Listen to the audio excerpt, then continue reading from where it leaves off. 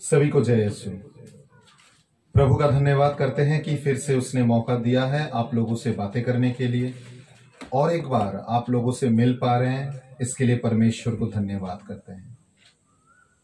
मैंने आगे भी कहा है, प्रभु की वचन में ताकत है, वचन में शक्ति है, वचन में कृपा है।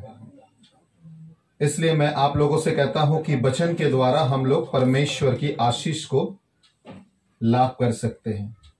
वचन के द्वारा हम लोग प्रभु के पास आ सकते हैं। वचन के द्वारा हम लोग प्रभु को अपना सकते हैं। आइए आज की प्रार्थना सभा शुरू करने से पहले अपनी आंखें को बंद करते हैं, फिर से उस परमेश्वर के चरणों में आते हैं।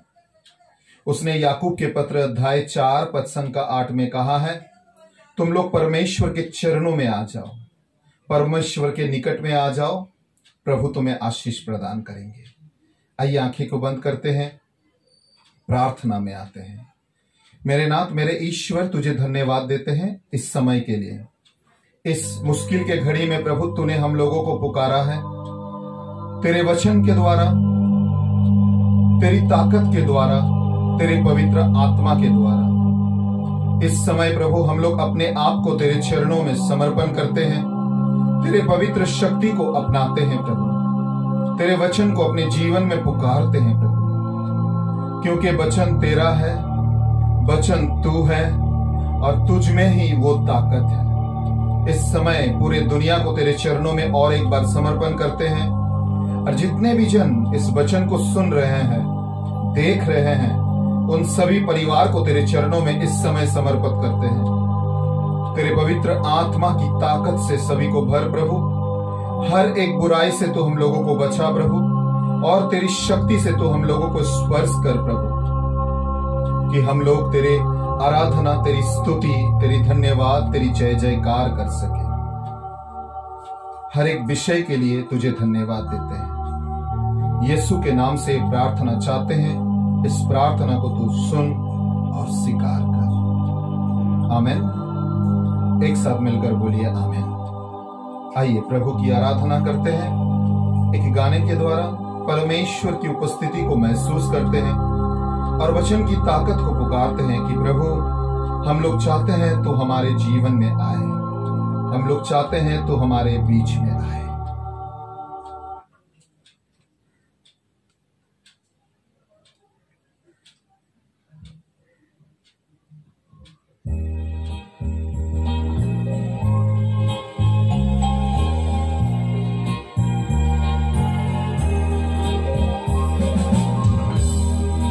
अपने तन मन से प्रभु को पुकारते हैं, अपने दिल से परमेश्वर को पुकारते हैं।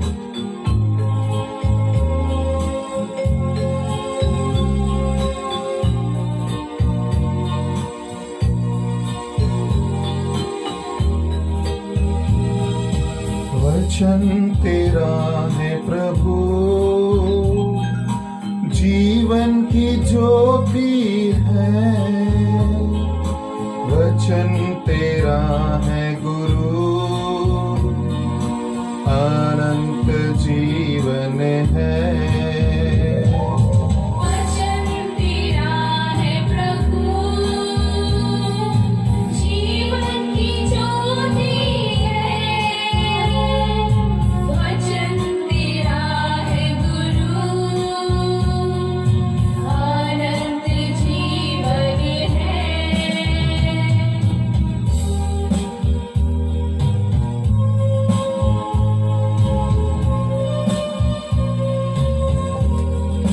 दिल से, तन से, मन से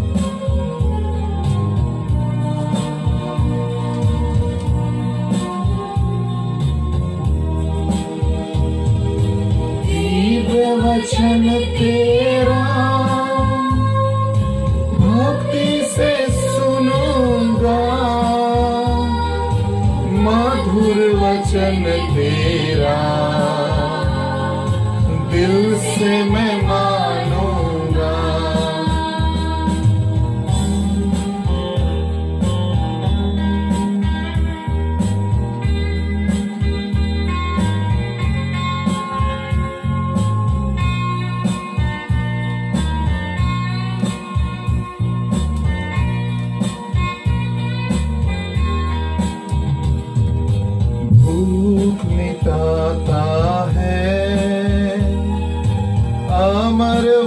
वचन तेरा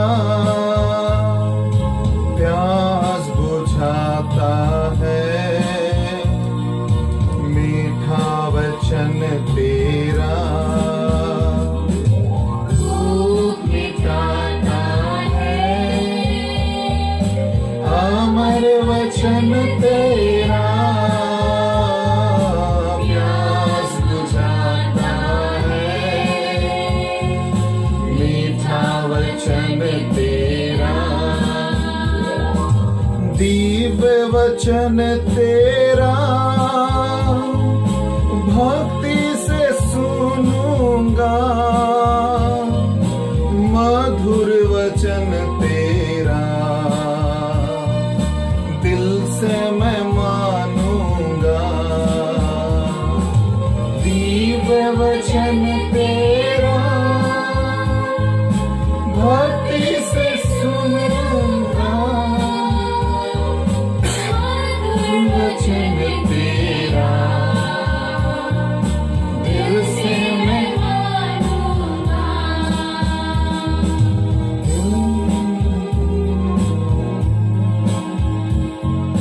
दिल से मैं मानूंगा, दिल से मैं मानूंगा,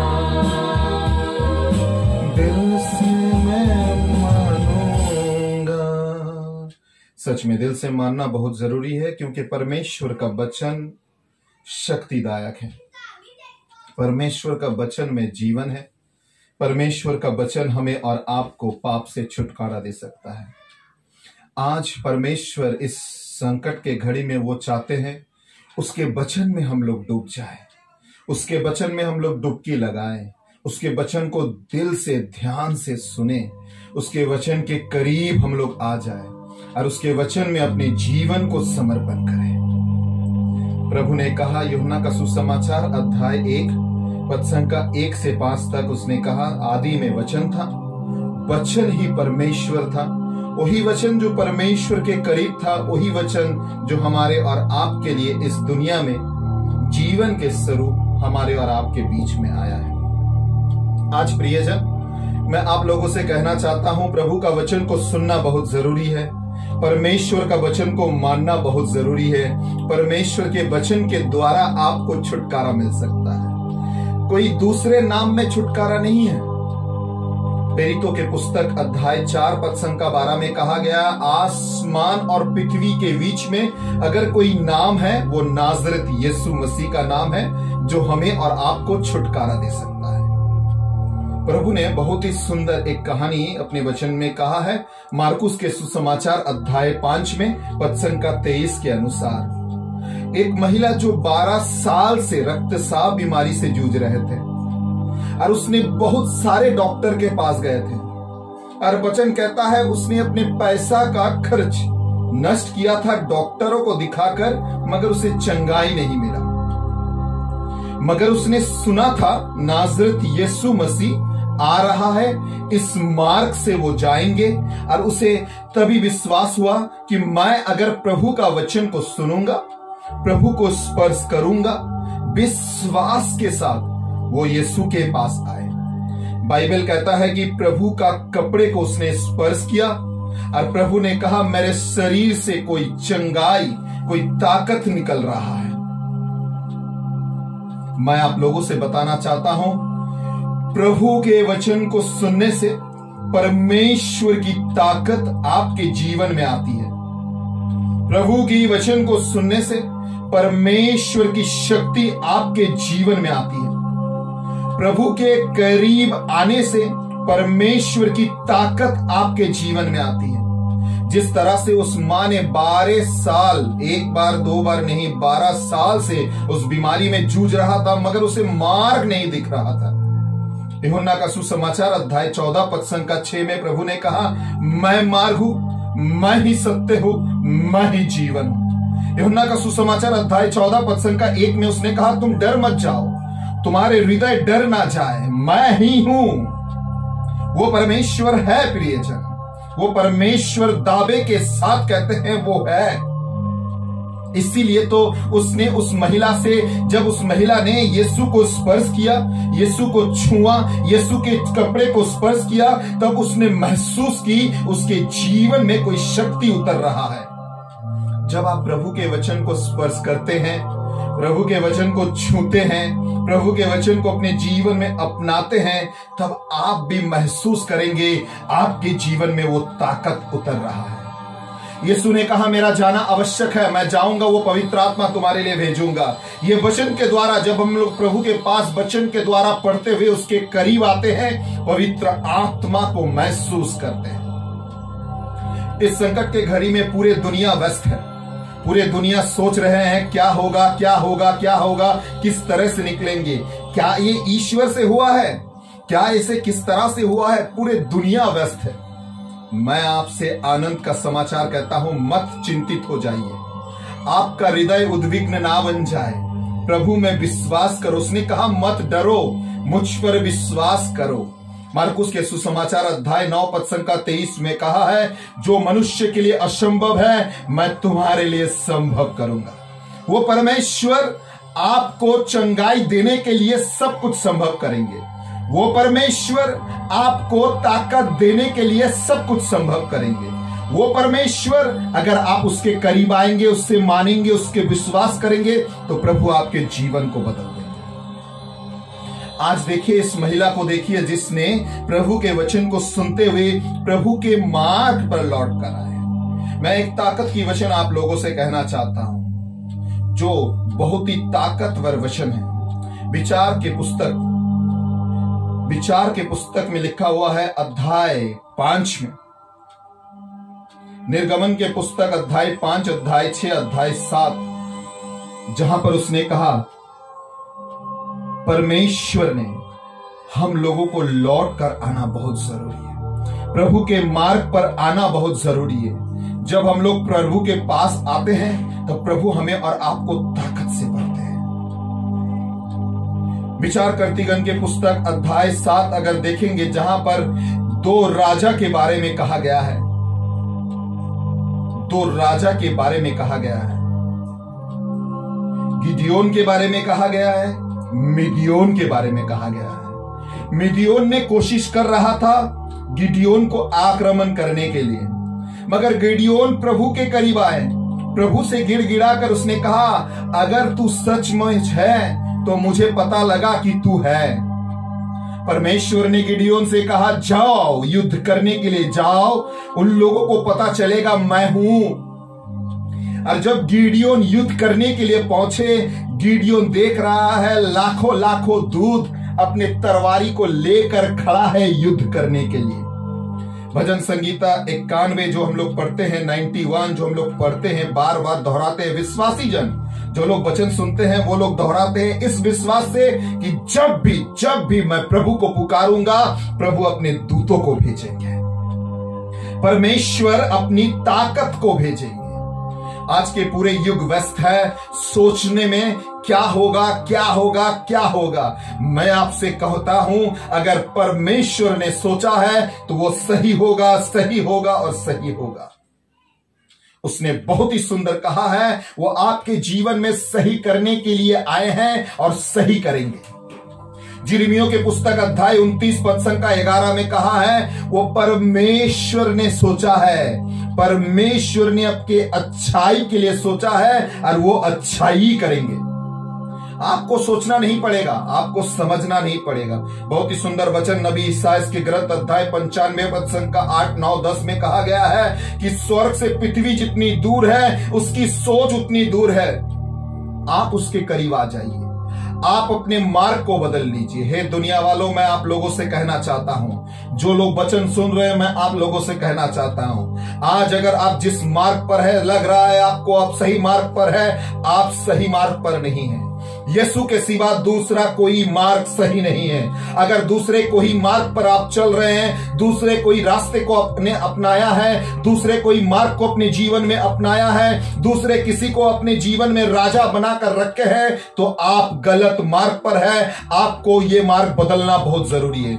आपको यीशु के मार्ग पर आना बहुत जरूरी है। आपको परमेश्वर के मार्ग को अपनाना बहुत जरूरी है। जिस तरह से उस मां ने सोचा था कि अगर मैं प्रभु के कपड़े को स्पर्श करूंगा तो मेरे जीवन में चंगाई आएगी, आज ये वचन के द्वारा मैं आप लोगों से कहना चाहता हूं, ये वायरस के घड़ी में, ये संकट के घड़ी में, ये दुख के घड़ी में, ये तकलीफ के घड़ी में अगर आप प्रभु के वचन को अपने जीवन में अपना लेंगे, प्रभु के वचन को छू लेंगे, प्रभु के वचन को अपने जीवन में अकड़ कर बैठ जाएंगे, तो कोई भी वायरस, कोई भी तकलीफ, कोई भी कष्ट, कोई भी दुख आपको हिला नहीं पाएगी। ये मौका प्रभु देना चाहते हैं, सभी को पुकार रहे हैं। उसने कहा है, बोझ में दबे हुए लोग मेरे पास लौट कर आओ। मत्ती के सुसमाचार अध्याय 11 पद संख्या 29, 28 और 29 में उसने कहा, हे बोझ में दबे हुए लोग मेरे पास लौट कर आओ। क्या आप तैयार है उसके पास लौट कर आने के लिए? क्या आप तैयार है उसके पास लौट कर आने के लिए? अगर आप तैयार है तो मैं आपसे कहता हूं, आ जाइए, आ जाइए प्रभु के पास। प्रभु आपको पुकार रहा है। अपने दोनों बाहों फैलाते हुए, अपने दोनों हाथों को फैलाते हुए, क्रूस पर अपने जीवन को लटकाते हुए वो आपको पुकार रहा है कि आप उसके पास लौट कर आइए। आप उसे अपने जीवन की राजा बना लीजिए। एक बार अगर वो आपके जीवन के मुक्तिदाता बन जाएगा तो जान लीजिए आपके जीवन का परित्राण हो जाएगा। क्रूस पर उस दस्यु को देखिए जो यीशु के दाहिने ओर था। उसने क्या कहा था? उसने माफी मांगते हुए प्रभु से कहा था, अपने बगल में रहते हुए दोस्त से क्या कहा था? उसने कहा, हम लोग तो अपने गुनाहों के लिए इस तकलीफ में गिरे हुए हैं, मगर इन्होंने कुछ नहीं किया है। और उसने कहा, हे यीशु, जब आप अपने राज्य में आएंगे हमको जरूर याद करना। प्रभु ने कहा, आज ही तू मेरे साथ परम देश में जाओगे। हाँ प्रियजन, अगर आप गुनाहों को माफी मांगते हुए एक दूसरे में, आज इस पूरे दुनिया को देखिए शांत हो चुका है। पूरे दुनिया को देखिए शांत हो चुका है। जो दुनिया का चलन था, दौड़ था, वो दौड़ को परमेश्वर की मार्ग में देखिए सबको एक नाम में शांत हो चुका है। पूरे सबको स्तब्ध बन चुका है। सभी का दिमाग एक जगह पर लगा हुआ है, क्या करेंगे, किस तरह से इस वायरस से निकलेंगे, क्योंकि सब कोई सोच में गिर चुका है। परमेश्वर को धन्यवाद दीजिए क्योंकि प्रभु आपको इस सोच से निकलना चाहते हैं। प्रभु आपको ताकत देना चाहते हैं। मैं आप लोगों से कहता हूं, शायद आपको लग रहा है कि आप अभी संकट के घड़ी में हैं। नहीं प्रियजन, जिन जिन लोगों को लग रहा है, विश्वासी जन, मैं आप लोगों से कहना चाहता हूं, इस समय परमेश्वर आपको परख रहा है। क्या आप परमेश्वर के करीब है? क्या आप अपने जीवन को प्रार्थना के द्वारा प्रभु को पुकार रहे हैं? क्या आप अपने घरों में प्रभु की वेदी को बनाए हैं? क्या आपने घर को पवित्र यरूशलेम में बदले हैं? क्या आपने अपने परिवार को परमेश्वर की मार्ग पर लाए हैं? आपने कहा था कि आपका बेटा प्रभु में नहीं आता है। आपने कहा था आपके पत्नी प्रभु में नहीं आता है। आपने कहा था आपके लोग प्रभु में नहीं आते हैं। आज तो प्रभु ने आपको मौका दिया है उन लोगों को परमेश्वर के मार्ग पर लाने के लिए। क्या आपने सुसमाचार को, प्रभु के सुसमाचार को जाकर सुनाया है कि चलो हम लोग प्रभु के मार्ग पर लौट कर आते हैं? मत्ती के सुसमाचार अध्याय 28 पद संख्या 20 में परमेश्वर ने कहा, जाओ और पूरे जगत में जाओ और जाकर मेरे वचन को सुनाओ। आज ये मौका आपको मिला है, आप अपने वचन, प्रभु का वचन को आपके परिवार में फैलाने के लिए। मगर हम लोग व्यस्त हैं। किस तरह से बचेंगे इस वायरस से? किस तरह से बचेंगे? अरे अगर मुझे हो जाएगा तो क्या होगा? अगर मेरे जीवन में हो जाएगा तो क्या करेंगे?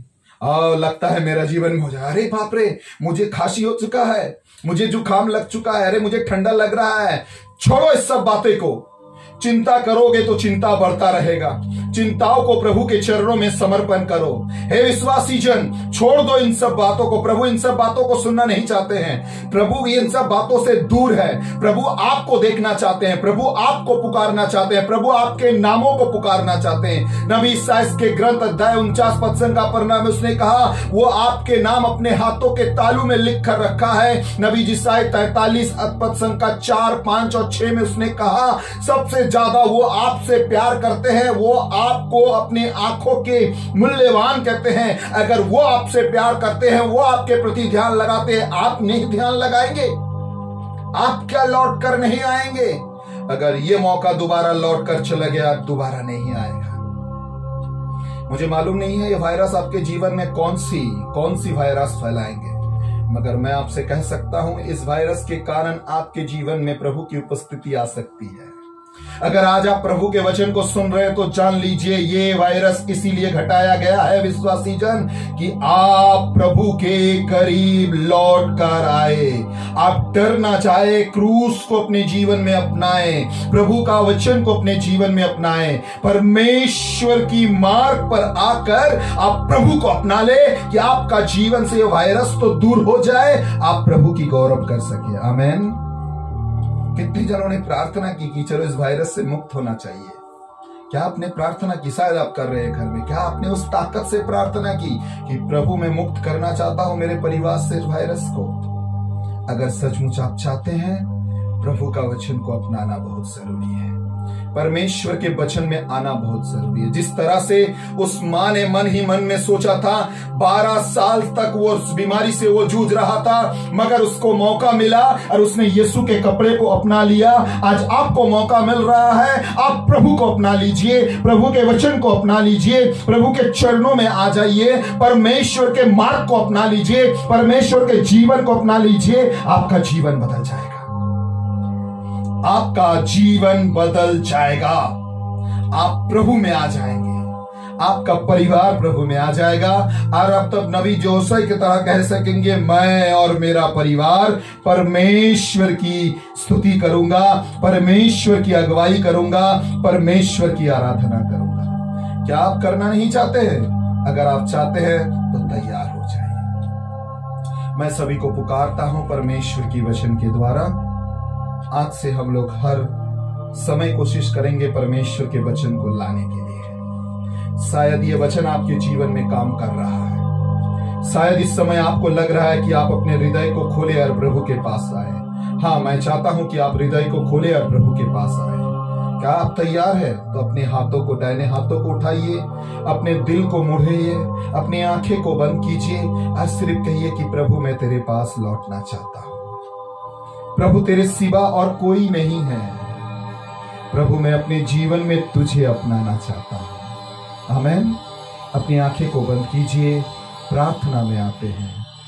मेरे नाथ, मेरे ईश्वर, इस समय मैं अपने जीवन में तुझे पुकारना चाहता हूं।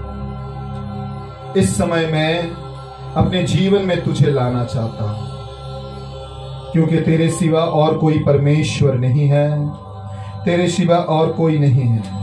इस समय मैं तुझे अपने जीवन में लाना चाहता हूं। आओ प्रभु मेरे जीवन में, आओ प्रभु मेरे जीवन में,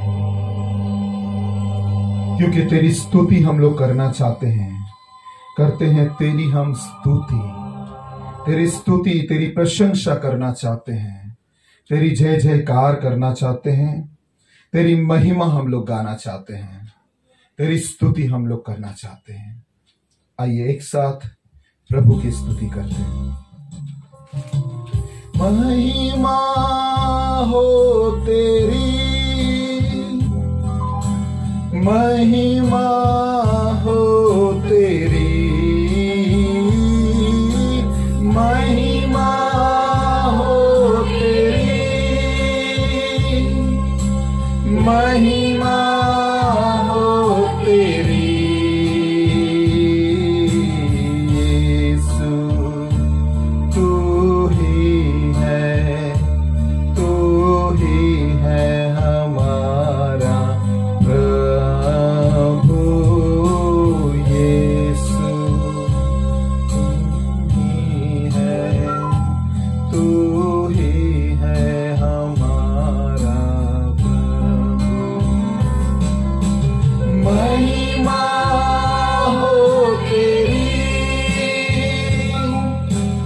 महिमा हो तेरी,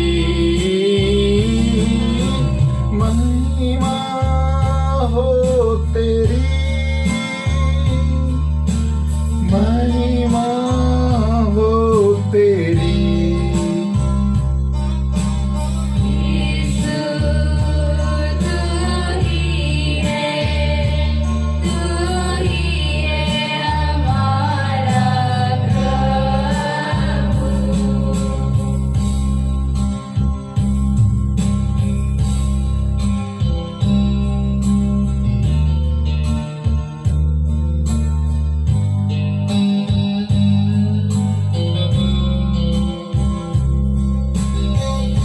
हालेलुया, हालेलुया, हालेलुया।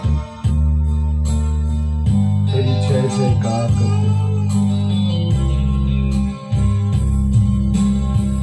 करते हैं तेरी हम स्तुति,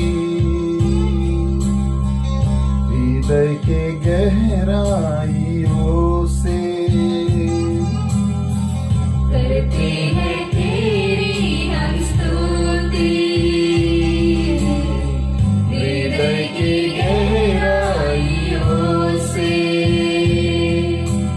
यीशु तू ही है, तू ही है हमारा प्रभु।